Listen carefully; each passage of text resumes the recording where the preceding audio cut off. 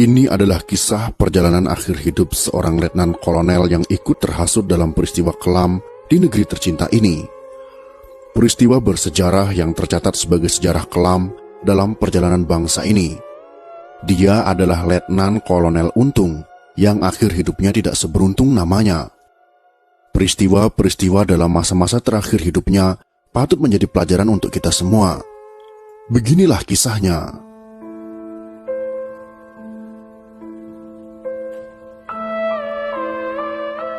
Sersan Mayor Bungkus masih ingat apa yang dialaminya pada tanggal 30 September tahun 1965. Seperti yang diakuinya dalam artikel The World of Sergeant Mayor Bungkus Through Interviews with Benedict Anderson and Arif Jati, yang dimuat di Jurnal Indonesia edisi Oktober tahun 2004, volume 78 terbitan Universitas Cornell. Sore hari tanggal 30 September tahun 1965, saya diberi pengarahan oleh komandan kompi saya, ungkap Sersan Mayor Bungkus. Sang komandan kompi C dari Batalion Kawal Kehormatan 1 Cakrabirawa yang sangat dikenal Bungkus itu adalah Letnan 1 Dul Arif.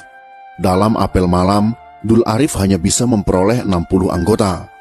Pasukan itu lalu bergerak ke kawasan Lubang Buaya di Jakarta Timur. Komandan batalion kita, Letnan Kolonel Untung, telah menugaskan saya memegang unit Cakra berangkat dalam sebuah misi. Ada kelompok jenderal yang disebut Dewan Jenderal yang hendak mengkudeta Presiden Soekarno, kata Dul Arif seperti ditirukan oleh Bungkus. Tugas Cakrabirawa tak lain adalah melindungi Presiden Soekarno. Dari ucapan Dul Arif itu, para pasukan tentu merasa bahwa para jenderal itu musuh besar mereka. Sehingga tak heran saat dalam penculikan, yang dikenal sebagai peristiwa Gerakan 30 September tahun 1965, atau disingkat dengan G30S, pasukan Cakrabirawa tidak ragu menembak jenderal yang mereka bawa. Pada malam tanggal 30 September tahun 1965 itu, Letnan Kolonel Untung, sang komandan Batalion Kawal Kehormatan 1 Cakrabirawa, ikut mengawal Presiden Soekarno di acara Musyawarah Nasional Ahli Teknik di Senayan. Presiden berada di Senayan hingga pukul 11 malam. Setelah itu, Untung berangkat ke Lubang Buaya, dekat Pangkalan Udara Halim Perdana Kesuma, untuk melihat pasukan.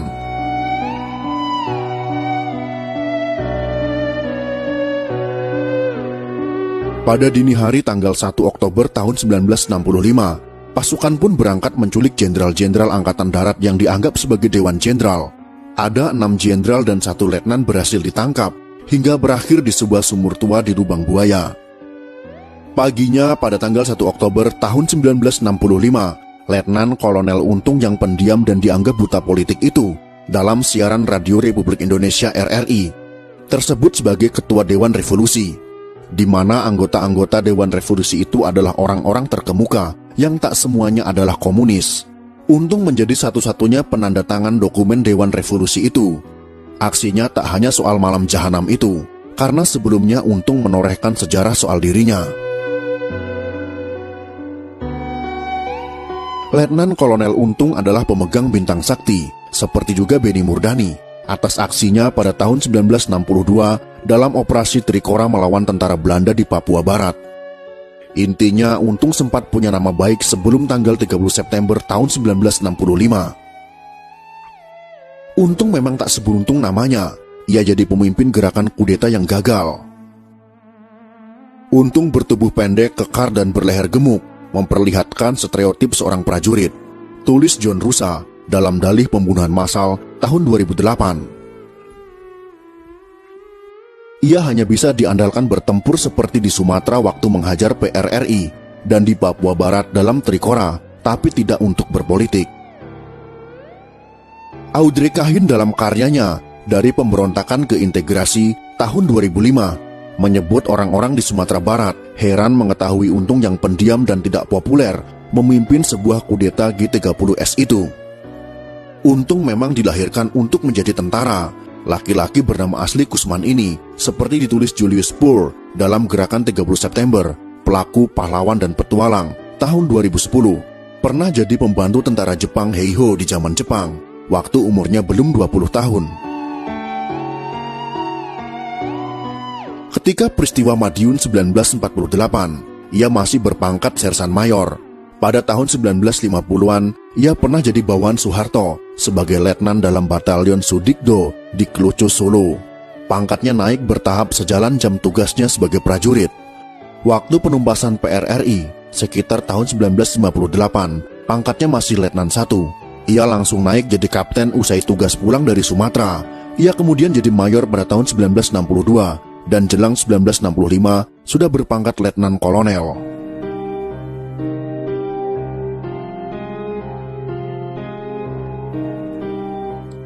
Saat bertugas di Irian Barat, ia memimpin pasukan Banteng Rider dari Batalion 454 Serondol Kodam di Ponegoro, Jawa Tengah. Untung sempat jadi komandan batalion di sana, menggantikan Letnan Kolonel Ali Ebram yang dianggap sebagai pengetik super semar. Sebagian pasukan rider dari Serondol ada yang ditarik sebagai resimen Cakrabirawa. Pasukan yang sempat di Banteng Rider masuk dalam batalion Kawal Kehormatan 1 Cakrabirawa yang dipimpin Untung. Banteng Rider adalah pasukan elit yang didirikan oleh Ahmad Yani, yang juga menjadi korban penculikan G30S. Di antara pasukan penculik G30S, sebagian berasal dari Banteng Rider.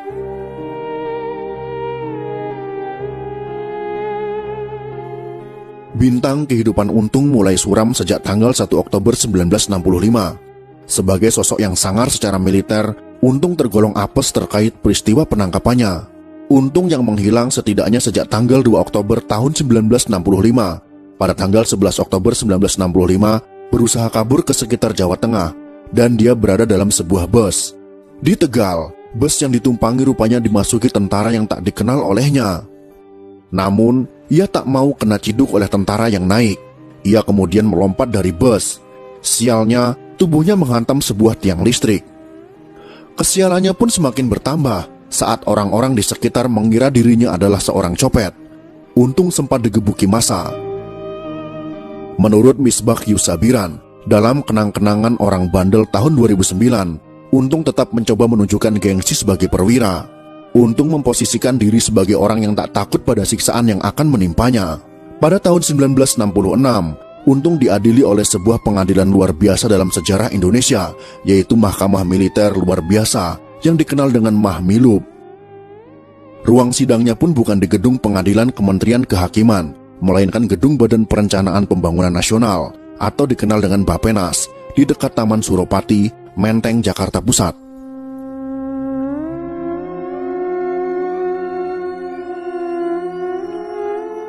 Dalam pengadilan Untung, Gumulyo Wreksoatmojo SH bertindak sebagai pembela. Sedangkan ketua Mahmilub yang mengadili Untung adalah Letnan Kolonel CHK Suyono Wirohatmojo. Sedangkan auditor yang menuntut perkara itu adalah Letnan Kolonel Iskandar SH, Mitzi Tendean, kakak dari Kapten Pierre Tendean hadir dalam persidangan. Berkas-berkas pengadilan dibukukan dan jadi sebuah karya yang berjudul Gerakan 30 September di hadapan Mahmilub, Perkara Untung, tahun 1966. Dalam laporan ini, pekerjaan Untung adalah Letnan Kolonel Infanteri Angkatan Darat, Komandan Batalion 1 Kawal Kehormatan Cakrabirawa, dan berdasar keputusan Presiden, _Pangti Abri, _Koti, nomor 171, Koti, _1965, per tanggal 4 Desember tahun 1965, diberhentikan tidak hormat dari pangkat dan jabatannya dalam dinas ketentaraan terhitung mulai tanggal 30 September tahun 1965.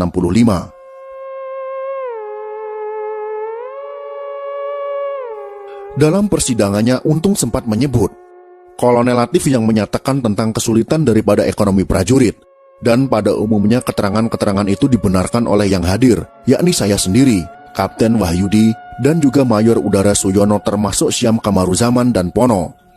Itu yang diingat Untung dalam rapat terkait G30S pada tanggal 19 Agustus tahun 1965. Semula menurut Subandrio dalam buku Kesaksianku tentang G30S tahun 2000, Untung yang sempat ditahan di instalasi rehabilitasi Cimahi punya keyakinan dia tak bakal dihukum mati.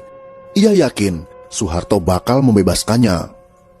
Namun pada tanggal 6 Maret tahun 1966, Mahmilub memberi vonis hukuman mati kepada Untung. Esoknya dibuat surat keputusan dari Menteri Panglima Angkatan Darat, Letnan Jenderal Soeharto, menyetujui keputusan dan eksekusi mati terhadap Untung. Pembelanya sempat meminta Grassi agar tak dihukum mati. Grassi tak datang padanya, tapi malah hukuman mati yang menghampirinya. Menurut Subandrio, saat itu dia sudah selesai ditanya permintaan terakhirnya, seperti lazimnya orang-orang yang akan menjalani eksekusi mati. Mungkin karena sedang panik, dia malah tak minta apa-apa. Begitulah nasib Letnan Kolonel Untung yang nasib akhir hidupnya tak seberuntung namanya, karena ikut terlibat dalam gerakan 30 September tahun 1965. Bahkan dia sendiri yang menjadi pemimpin gerakan tersebut. Semoga kisah sejarah ini bisa menjadi pelajaran berharga bagi kita sebagai generasi penerus bangsa ini. Jika kalian suka dengan video ini, silakan berikan jempol ke atas. Dan jika kalian menganggap video ini bermanfaat, maka bagikanlah untuk teman-teman Anda yang lain. Terima kasih sudah menonton.